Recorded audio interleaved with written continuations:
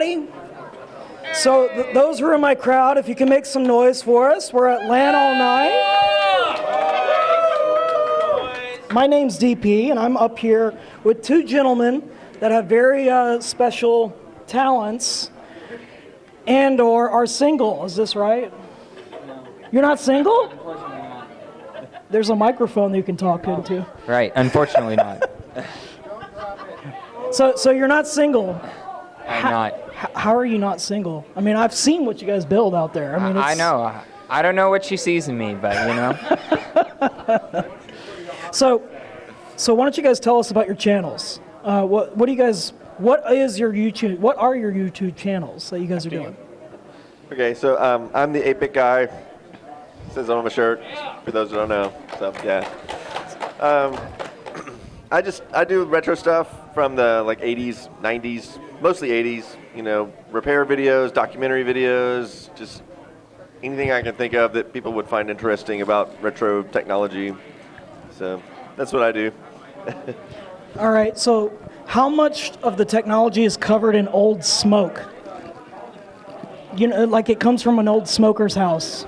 The stuff that I have, not much, but I've certainly seen my fair share of that nice sort of yellow beige. And how about yourself? What's your YouTube channel?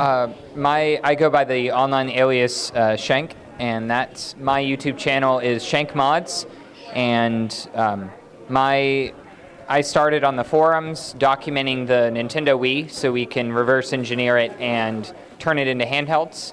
And most of my channel is taking old game consoles, cutting them up, and rewiring them into fully handheld units.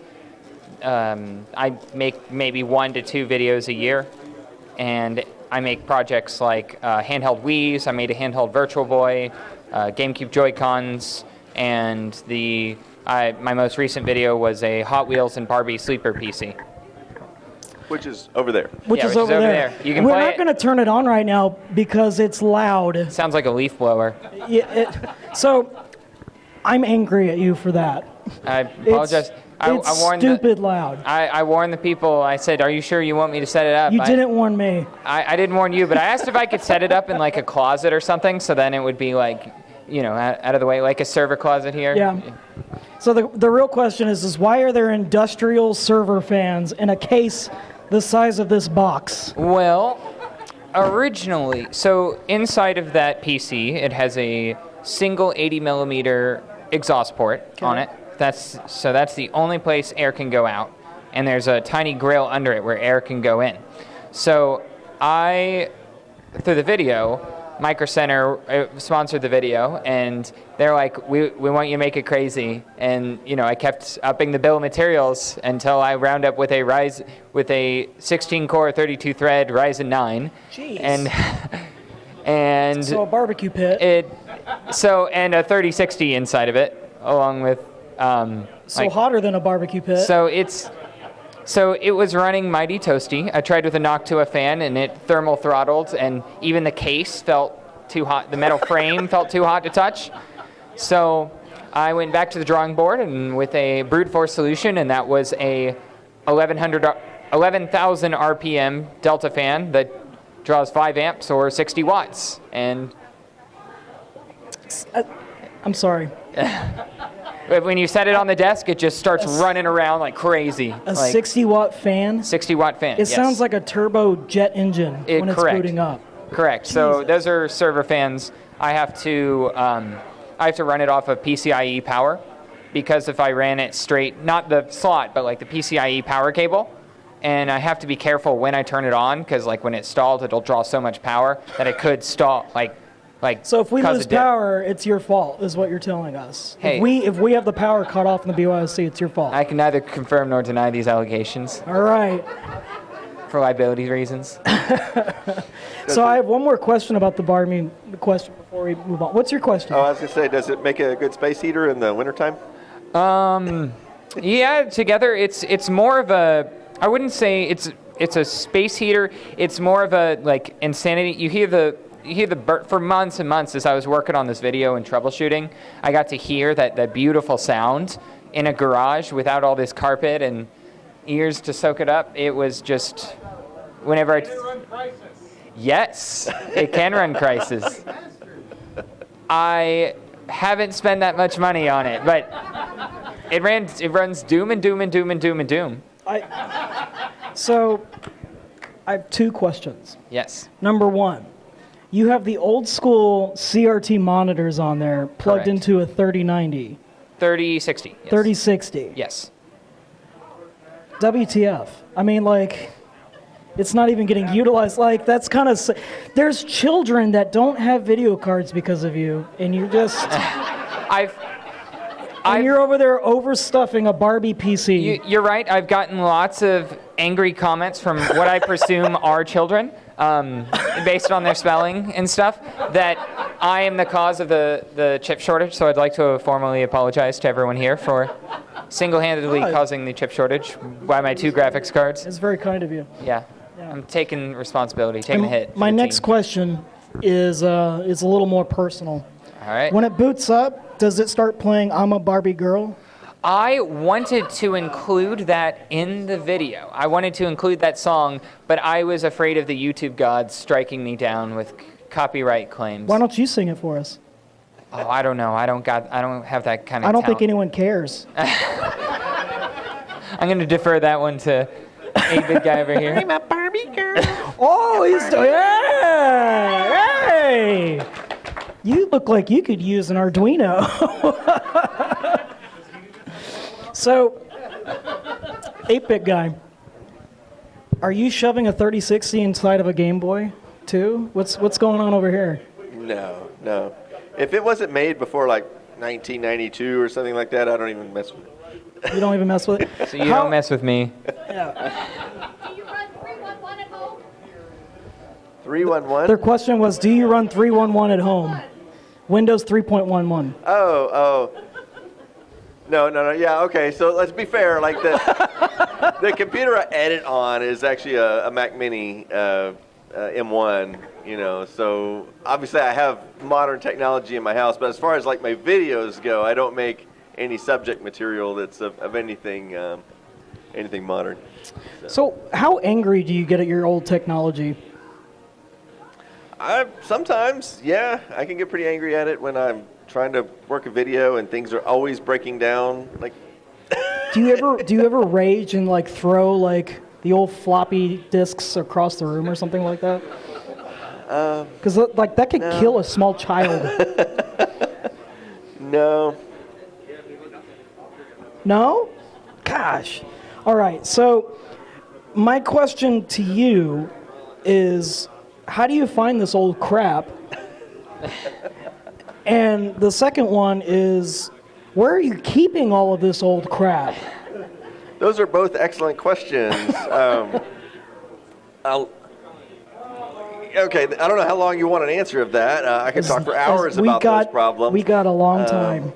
So originally, I just had my own collection, and then as the, and I would hunt things down in garage sales and estate sales, and sometimes on eBay and stuff like that. But as my channel grew, people started donating stuff left and right, and I was like, oh yeah, I could use that. Yep, I could use that. I was getting stuff in almost daily, until one day I was like, I don't have anywhere else to put this stuff, and so I kind of just had to stop taking donations.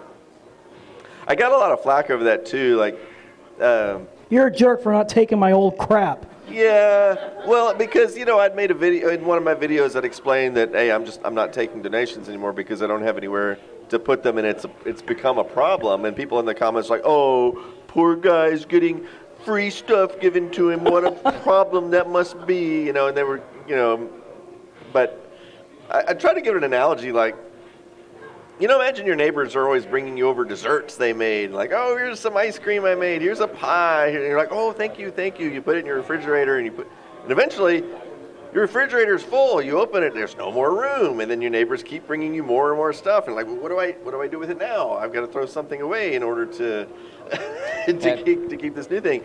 So it became a serious problem, and I just had to stop taking the stuff. I actually did give up a few months ago, rented a storage facility and put some shelves in there so I can start taking some donations now because, people are still offering me really cool stuff that I would love to show on the channel, but I have to have somewhere to store it. And yeah, So, you heard it first here. Have you thought about opening a museum? We can be millionaires with a free museum. yeah. I I know. would love to do that, but yeah, the monetary cost of just maintaining a building at least that big. Yeah, but you're getting free shit. Yeah, but if you're not selling it, then what's going to pay the rent? Good point. So, What's the largest size of a hard drive that you can accept in those machines? The question was, what's the largest size hard drive that will fit in that machine? And are we talking about like the hard drive that consists of the size of this couch hard drive, or? most of the machines I deal with don't use hard drives. They use floppy Ooh, drives. Flash. It uses the floppy. Yeah, All right. So yeah. my question to you, 3.5 or yes. The answer Well, is yes. Yeah. What are you gonna do when we have the eventual like rise of the machines against us? Because you're surrounded by this old technology. Is it going to keep you safe, or is it going to kill you? I think it'll keep me safe because the viruses can't infect it and the AI can't move into it. So I'll still have computing power in my house. They'll respect him because he's caring for their elderly.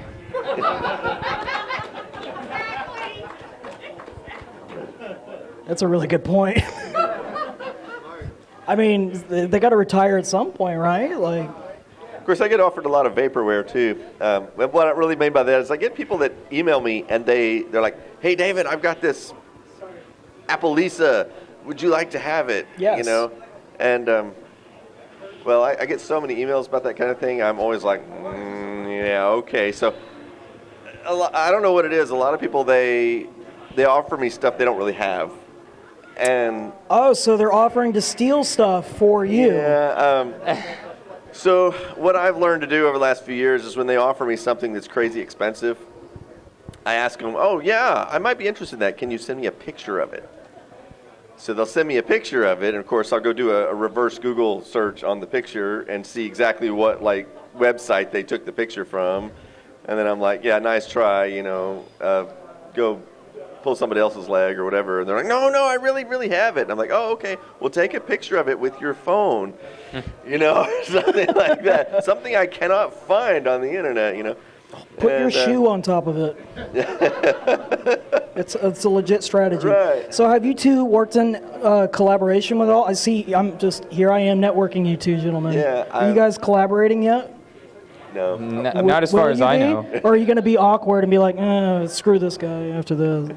Would you guys collaborate together? Is that something you might be open to? I don't know, potentially. Potentially? I'm unsure.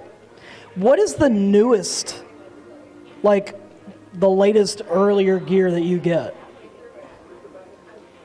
Not quite sure I understand the question. So What's the newest? what's old the gear you have? newest Like what's? gear? Not the oldest. What's the newest? Well, Type if of you look at it equipment. from one perspective, I've done videos on like these little modern devices they make to like the little C64 Mini and the little Amiga Mini and stuff. And those are, I guess, technically modern devices that just came out, but they're just emulators for the older machines. So I guess that would be a thing. But I've actually covered some stuff from the 2000s and the mid 90s. Rarely though. The fun one. The fun years. What's the oldest piece of gear you have?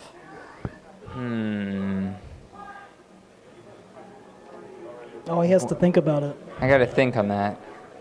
The oldest piece of equipment I have, probably a bunch of tube monitors.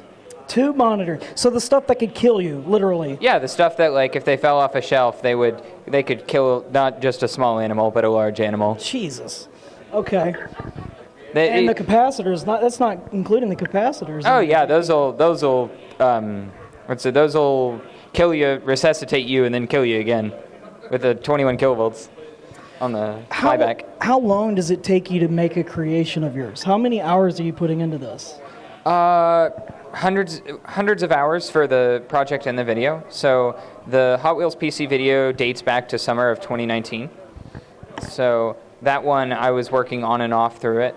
Another thing is I have I was doing it through college as well as other jobs and stuff, so it's not quite to where I'm dedicating 100% of my time to it.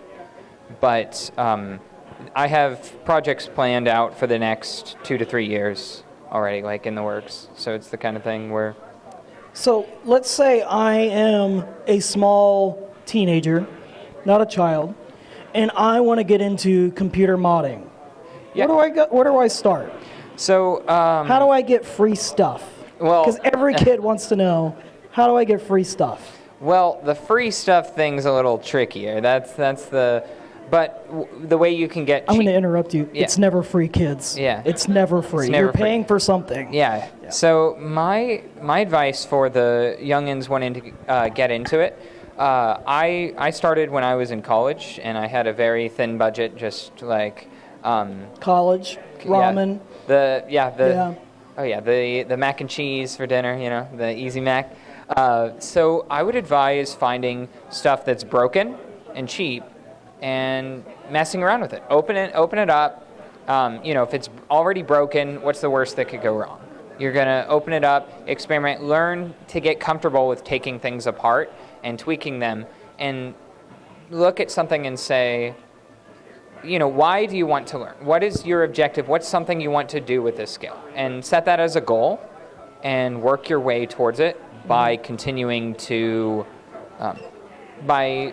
work your way towards it by reading up as much as you can on it and learn from other people's mistakes rather than making the mistakes yourself. Because making your own mistakes is expensive. Learning from other people's mistakes is not expensive. Yeah, so I would absolutely agree with what he said. You want to find stuff that's cheap or broken or even free, and the way you do that is by not being so picky. Because if you look like, if I had a chart you could draw out, like everything starts off expensive and then it gets cheaper and cheaper and cheaper until it's essentially worthless. And then at some point in time, it starts to become valuable as an antique and a rarity, and starts going up again. So you want to find that stuff when it's at the bottom of the barrel, when nobody else cares about it, and then you can do whatever you want to it. You can tear it apart. If it's free, what's the worst that can happen? Yeah. Like I said, you learn how to work on stuff. It's usually around 10 to 15-year-old stuff that I find tends to be like the cheapest, because once it hits 20, then people tend to get nostalgic for it, and then it really goes back. That's from my experience. All right, so I have a question for both of you. How do I start doing YouTube videos? Let's say I wanted to start doing YouTube, because I think that's like every person's like ideal like job is like, oh, I get to sit at home and make videos, and it's super easy, but nobody follows me and subscribes to me. Yeah. What's the process here? Well, I'll say this. I went to my daughter's school once for career day, and after all the firefighters and the policemen and the nurses everybody and whatever cool. did their thing, then the YouTuber came up, and I found that the kids had a very distorted view of reality. It seemed that most of the kids thought that I'm a millionaire and I work 5 minutes a week and I just spend all my time partying. You're not like PewDiePie, where you're making billions of dollars from YouTube. So I gave them a little bit of a reality check, and I'm like, okay, first of all, I work like 60 hours a week. I rarely leave the house. I rarely have any company. It's kind of lonely work. I work like holidays. I work weekends. I work, whatever. I'm working at 2 a.m, working on stuff. I said the pay, once you get up to a large channel, the pay's decent, but it's not like you're not going to be a millionaire unless you reach like 10, 20 million subscribers or something like that. Not to interrupt you, I'm sorry. You're paying, it's not like you're working for YouTube. You still got to pay for your own health insurance, all your bill, like all that fun jazz, your retirement. The taxes, like you wouldn't believe. Yeah, and there's a lot of administrative work that goes into doing YouTube. So it's owning a company is basically the gist of it, is learning how to get into it. So how if I was you, how do I start making my YouTube video? So for me, my YouTube channel was kind of an accident. that kind of thing. So Seems to be the general consensus. so of the I never set out to make a YouTube channel. My goal was, I was a man set on making handheld game consoles as a hobby, and I poured a lot of money into it. Never developed these skills. Never intended to make any money from it, and I had one of my projects go viral on Twitter, and a bunch of people were commenting on the tweet saying, make a video, film it, show it working, I want to see it. So I didn't know how to edit, never edited a video before, threw together a video without editing, and uploaded it, and it did really well. And then people were like, edit it and make more. And I'm like, okay. So then I do another one. So I did another one of another project I had done. dance, do it. Yeah. You know? And well, people seem to really enjoy it. So then I went at it, and it's like, let's try adding a bit of a narrative, like a bit of a story to it.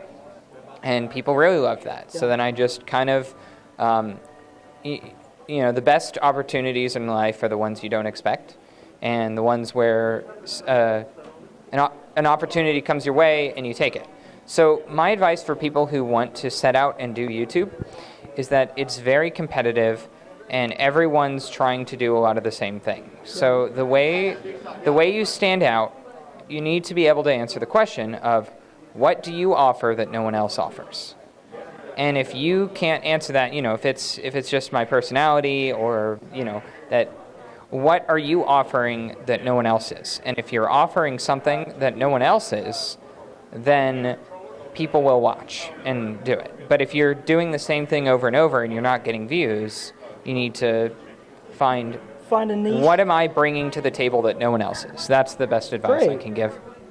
Yeah, I think the barrier to entry is, I don't know when you got started, but I got started like 10 years ago. And So pretty at the spark of YouTube. yeah, the barrier to entry back then was a lot easier, because all you had to do to be a successful YouTuber 10 years ago was be better than 99.9% of the other YouTubers, which wasn't hard to do, because 99.9% of the YouTubers back 10 years ago were making crap. Like unedited videos on their cell phone, portrait mode, shaky, blurry, terrible audio, non-scripted, non-planned, just amateur videos. So just somebody that knew a little bit of video editing and could organize a script just, decently, could stand up above the rest of the crowd 10 years ago easily. Today, like I said, it's a little bit harder because the competition is much more fierce, and you've got to jump in there. You're going to have good quality audio, video, editing, all that from the get-go if you want to take off. How long does it take, and this is a question for both of you again, how long does it take, because it sounds like, if I'm right, you push out content on a very regular basis. About once or twice a month. Once or twice a month, and how often are you pushing out a video? Mine's, I have the attitude of, my videos are they're done when they're done, where it's, it could be 6 months, it could be a year or more, where I'm working on the video the whole time, and rather than trying to make, I put, rather what a normal person would put into a bunch of different videos, I take all that effort and I bet big and I put it all in one video. So I put all my time, effort, money that I would spend on a year's worth of videos and throw it into one. So it's a different, far riskier strategy. Okay. That my projects tend to be unique and catch people's eyes because they're different and they seem they're like, this looks fake, clicks it. Yeah. It's not fake. Yeah. I don't think that's a risky strategy at all. I've had the same strategy myself, which is quality over quantity. I mean, I get people all the time saying, David, so-and-so Joe Bob YouTuber uploads twice a week. Why can't you? And I'm like, well, because my videos take 60 to 80 hours to make, and if I just throw a video up twice a week... 60 to 80 hours for one video? For one video. Oh, yeah. I'll spend... Just the editing and filming? That's scripting, researching, filming, editing. Woo! That's a full-time job. It is a full-time job. Mine's, I put a few hundred or more. Few hundred hours for a video? Yeah. I'm basically putting, essentially for several months, it was, for close to more than 6 months for the Hot Wheels PC video, it would be get home from work, for my day job, work on this video until I went to sleep, and then get up, go to work, my day job, then come back and do this till I went to sleep. So, you know, and work on script and stuff for during my lunch break or brainstorm ideas. So.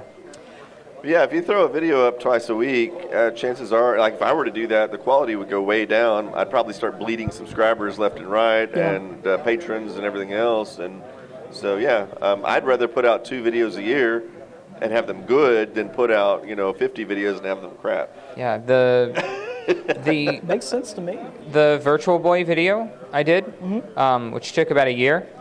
My footage for that video, just the like unedited footage, 1080p footage, was 1.5 terabytes. Whoa! So Gee, you guys should talk to each other because he's got a whole bunch of old floppy disks oh you yeah, can throw it on. How many floppy drive disks would it take to store 1.5 terabytes of footage? Quick math now. It would probably fill this entire room with floppy disks if I had to guess. So, the weird, I say weird, the very interesting phenomenon that I find is that YouTube, each channel, if I could talk, successful channels, they kind of have their own community. If they haven't already made one, they're already involved with one. So do you guys able to describe it? I know the modern community is kind of difficult. Yeah. And I know the retro, you get your purists and everything else. So can you talk about the communities that you guys deal with or work with? Yeah, I consider myself, when people ask me, they're like, I describe myself as less of a YouTuber and more of a modder that makes videos, because I'm very involved in the modding community, always trying to get other people involved, collaborating with other people, helping them on their projects and stuff. That's something that's really important to me. And my main goal of my channel has always been to bring new people into the modding community, convince others to try it out, and step outside their comfort zone. Because the more people we have working on modding stuff, everyone has something different that they can bring to the table. Everyone has something that they can do, new ideas and all that stuff. So I think it's great growing a community like that. The retro community is pretty big these days. In fact, we have a pretty big retro community here in the Dallas-Fort Worth area.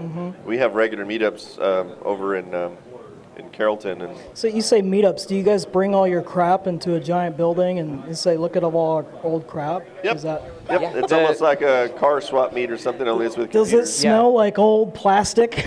Yeah, I definitely got to give a shout out to the DFW retro computing community, because like a lot of the parts for that project, the members of the DFW retro computing community helped me find them. They tagged me and sent me messages whenever they had stuff, and so that video was really happened because I reached out and said, hey, I'm looking for these parts, and people came together and helped me find them. I didn't mean to cut you off. My Sorry. bad. I'm I sorry didn't- about that. But yeah. your community, the Dallas retro community. Yeah, we've got a great community here in DFW. It's actually bigger than most of the communities I've encountered, because I travel to a lot of conventions around the world actually to speak, and I see all these different retro communities. But the one here we have in DFW is one of the biggest and more vibrant active communities that I've seen. But I'm also on like all the Facebook groups for Commodore 64 and Atari and Apple II and whatever, and those are international groups, and I'm always engaging with the people on there. So. If you were to give one quick blurb of advice to anybody wanting to get into, let's call it the content creating field, whether it be Twitch, YouTube, Zoom meetings, what would you give to children, or I say anybody that wanted to get involved into it? So I don't even have to think about that. I always give the same advice. I will say that a lot of kids, 8 to 12 years old, email me all the time saying, hey, David, will you give me a shout out to my YouTube channel, on one of your videos? Because, if I could just get a shout out, I'd have a big channel just like yours, and I'll go look at their channel and I'm like, oh gosh. Because they'll have like 10, 20 videos that are 10 minutes each, and it looks like it took them 10 minutes to make each of those 10-minute videos. And so I'm not telling you my YouTube channel. I have one, and it's not good. We should pull some videos up on the stream. So Oh, so you're gonna hit me hard if we do that one. We so should. my Though. advice to all the people that are always asking me for those shout outs is I give them the cold hard truth, and I'm like, look, I could give you a shout out, which I'm not going to do, but if I did, it wouldn't really help you. I said, if you want your channel to grow, you need to invest more than 10 minutes of time in each of your videos. And then I tell them exactly what I told you earlier. I spend 60 to 80 hours per video. If you're not willing to invest that kind of time in making a video, forget it. You're not going to have any I think that's success. great advice. I would say I have tried making YouTube videos. In fact, I still try. I'm not going to plug my place because it's nowhere near as y'all. And I don't want to get slammed with a bunch of, God, he sucks. Because it's true, I do suck. But it's not easy. It is a full-time position that you have to fully invest in. It's a job. So what blurb would you give out? My advice would be go in with a goal, and of go in with a goal to bring something different to the thing. Because if your objective is to go in and say, I want to be a YouTuber because I want to be a YouTuber, then you're not really, again, you have nothing to, you're not bringing anything unique to the table, and you won't. What people are interested in is passion. So people are using YouTube to showcase something, a story they have to tell, or something different they have to show, or something interesting and unique. And so find the reason why you want to do it, like find what you're bringing to the table. What motivates you? What drives you? Because if you don't have a reason other than just I want to be a YouTuber, then you're not going to stand out, because that's what most people have. So, Agreed. Yeah, so the gist of it was what I'm getting is, don't have just an end goal of I want to be a YouTuber. Have a dream of I want to be a person that does blank hobby or passion for, and I happen to put YouTube videos out there or Twitch stream out there. Is that what I'm getting out of this? Yeah, because a lot of the even a lot of the big channels that are just personalities now, they started in a niche doing something that really separated them and that no one else was really doing. And a lot of people, you have commentary channels that, tell stories. You have all sorts of people where, are you going to teach people? What's your objective? That's the kind of thing. Ask what your mission and your goal is. Okay. Moving from there, when it comes to, I guess my real question, I'm running a blank here. If I was to jump into, let's say, a YouTube channel, because that's primarily what we're talking about, how would I structure that? Because it's very overwhelming. It's very intimidating to kind of be like, I got to learn how to do this, I got to learn how to do that. Where would I start? What would you do? The thing is, it's like, mind if I take this one? Yeah. From what I found, there's no specific or ideal way to start. Because if there is a secret sauce, then if there was a secret sauce and a best way to start doing it, then that's the way everyone would do it, and then it would not be, then it wouldn't be special, and then and because that's what it is. Everyone has to find their own niche, because if everything's the same, then nothing stands out. So if you want to stand out, you need to be doing something different. I'll add to that, though. I think one thing people need to do is, it's one thing like a TikTok video that's like 30 seconds or something like that, where you're just showing some neat thing. But on a YouTube video, you need to have a story, right? Absolutely. And so you need, like, when you don't just want to start off a video as some random thing. You need to, and that's why mine are so planned out. I start scripting my videos often months before I start filming them. And I'll start with an outline, just like they taught us to do in, high school.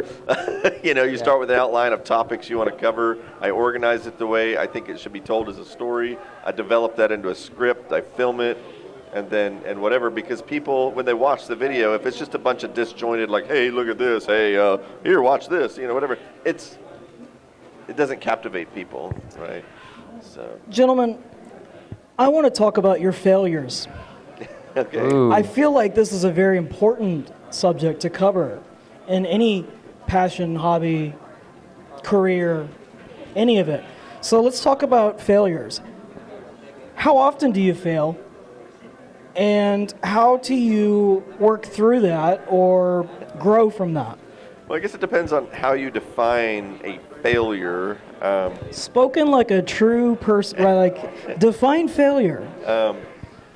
I will say I've had videos that I've started, spent weeks on, and then had to abandon. And that has happened to me dozens of times, which is frustrating as a creator because I've just invested, all this time into it, and then I realize I'm not going to be able to finish this, or this video isn't turning out to be any good, people aren't going to like it, and I just wasted all this time, which is wasted money, wasted, I could have been doing something more productive. So that's a failure. But I've also had, and I think maybe the more disheartening is when, some of my favorite video ideas, I will work so hard on a video, 100, 120 hours, and think this is going to be my best video ever, and then nobody likes it. And then the converse happens often, like I'll just be like, oh, let me do this quick video that'll take me like 3 days to make, just as some filler material, and it ends up being one of my most popular videos ever. It's sometimes doesn't make any sense. Bizarre. Bizarre. More of the story is you got to make more filler videos. You got to try less hard, I guess. So, what is? I would imagine in the modding community and field, you fail a lot. Oh, absolutely. I've got a whole bucket of just when I was first documenting the Wii, I destroyed a lot of circuit boards. I screw up a lot. It's kind of a I take the role of punching bag in the community a lot because there are so many modders better than me. I screw stuff up. I make dumb mistakes. I ask dumb questions, and I'm gonna pick on you. Oh yeah. Are you like Linus Tech Tips, where you just drop everything by accident? I don't drop everything, but I'll be like, why isn't this working? And I'll post a picture, and someone's like, you forgot to run this wire. And it's like, this wire came loose, your solder joint sucks, and everyone will pick on me. So,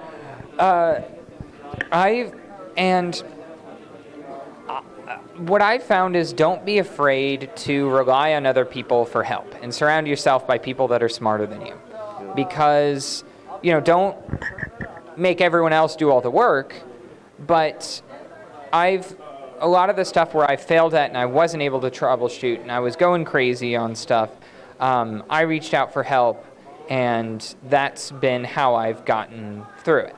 And I like to credit those people and include them in the video. Yeah, always ask for help. Yeah. Should I ask other content creators like yourselves, or should I ask? It depends on Where do you go for help? So for me, if it's like I'm researching for a documentary and I can't find like, why was this designed this way or whatever, I'll reach out to one of the retro Facebook groups and say, hey, does anybody know the answer to this, because I can't find it? And somebody will invariably know. Sometimes even the designers of those machines are in those groups, and they'll answer. Really? They'll answer right there. So that's fun. But then of course, if I have questions about just general YouTube stuff, I do. I have a number of other YouTubers that I got on my speed dial. I can call up LGR or Techmoan or whoever and ask them, hey, how did you handle this situation? Do you guys have any like super secret Discord servers you guys hide in, and all the YouTubers? We do, actually. Oh, So I'm not telling you to tell us what they are. tell me later after the stream.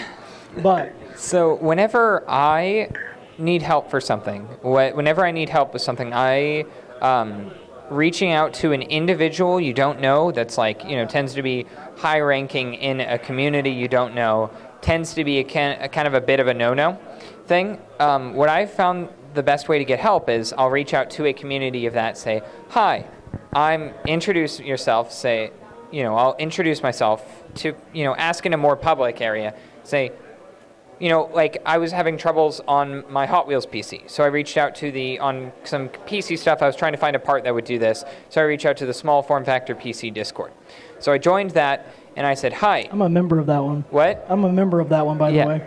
So I asked him, hey, here's the issues I'm having. Here's what I've tried. Here's where I've looked. Does anyone have any suggestions? So to ask a broader field, so then anyone who's, of any experience can offer. And if it's a really tricky question, then they'll bring in the big guns to help and, tag someone else. It's like, hey, you've worked with this. So I found with communities, it's better to reach out and show how much you've tried. And because if you're just saying, hey, spoon feed me everything, nobody's going to want to help you. No one's going to want to help. So you basically want to go in and say, I've done this, I've tried looking for this here. I need help. That's the primary thing. Don't go in there and be like, hey, give me the info of all this. Tell me how old my cell phone is. Yeah. So, question. What is the weirdest piece of equipment both of you have worked on? The weirdest piece of equipment. I'd have to think about that for a while. You got to think about that? There's some pretty crazy weird ones out there. How about, I was digging through the YouTube wormhole, and I got thrown into prison electronics. Ah, yes. That was a Tecmo video, I think. It was a Tecmo video? The clear stuff. Yeah, it has to be clear, because have you anything like bizarre like that or anything crazy like that either of you guys worked on? No, not bizarre technology. I can think of. I've got smart dog feeder. I've got some. Let's see. I've got some. I've got a Lightning McQueen monitor. A Lightning McQueen monitor. Lightning McQueen CRT. And I've had some weird. There's some weird CRTs out there. Like I had a Superman one, a Hello Kitty one, SpongeBob. I want to see Hello Kitty. Yeah, it's a Hello Kitty one. I gave a lot of them away to friends and stuff. So you had multiple Hello Kitty. I had not multiple Hello Kitties, but multiple different ones. Okay, like this. Okay. I give them away because I had too many monitors and I'm running out of storage. All right. Well, before we end, I'm going to open it up to the audience if they have any questions. If you can just yell it to me and I'll repeat it. Is there any questions any of y'all have? Look alive! It looked like they stayed up all night. Free swag. We should make them stand up every 5 minutes. They need some. What's that drink? What's the balls? Balls. They need How are you? balls. Whoa! Is this your first LAN event? This is my first LAN thing. Something, but I couldn't. Take a blue balls. It's original.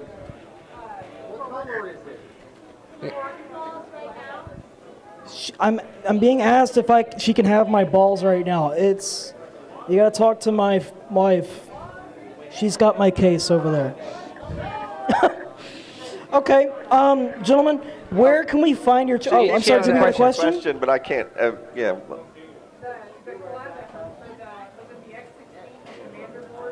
Uh-huh. How's that going? Because last I knew it was mostly created, waiting on software. The question was, how is the collaboration going with an X16 board? Right. Yeah. That's a tough one. I get asked it a lot online and get emails about that all the time. And the board is more or less finished. We've got like 2 little bugs we're trying to fix on it, but the big problem is chip shortage. Like even if it were finished today, we can't manufacture it. So it's his fault. Yeah. My bad. Yeah, it's his fault. But yeah, 3 of the chips that we need are simply not available for, I don't know, at least another 9 months is what we're being told. So yeah, I've got some chips that are at, I think it's 93 week lead times right now. Wow. It's bad. 93 weeks, yeah, and that's on the low end for some of them. Some of them just disappeared. It's bad. This is going to be going on for a while. So yeah, we'd probably be in production at this point if we could get chips, but we're not we're just kind of taking our time with refining the ROMs and some of the designs since we know we can't make it right now anyway, and so that's kind of where we're at. I just noticed it dropped off the video. Well, and that people keep wanting me to do an update on it, but there's just not a lot to tell because it's just we're just in that same holding pattern. It's like, well, when I have something interesting to tell, I'll So yeah. Make it short and go update. No chips. Yeah. I think you're getting asked to make TikTok videos now. Make a YouTube Shorts. Oh, YouTube Shorts. My mistake. Okay, gentlemen, where can we find your content again? If you guys can go ahead and do a plug, if you want to do a plug here. I think it's okay. Why I think it's okay. So, where do we find you? How do we get to look at more of your content? Where do we go? I just go to YouTube and type in the 8-bit guy. You'll find me. YouTube, the 8-bit guy. That's it. And then good luck. Follow. And where do we find your stuff? I'd say same thing. Just go to YouTube and search Shank mods, and you'll come across it. If you search Hot Wheels PC or any of the other projects I've talked about today, they'll show up. Awesome. Thank you guys. G-Boy, yeah. G-Boy, thank you both for your time. I really appreciate your insight and everything like that. If we can give a round of applause for them. Thank you for having us. Thank y'all. Before you leave, I do want you guys to help throw out some of this stuff. We got some swag. I got Arduino boards. Throw it out? Throw it Yeah, at just people? throw some. Well, yeah. Wait. I throw the heavy Okay, stuff. we have some more. Throw some heavy stuff. Yeah, We throw do some heavy have stuff. another event following this, I believe. And I think we're going to cut to a commercial, and then we'll get moving on to our next event. Again, thank you all for joining us.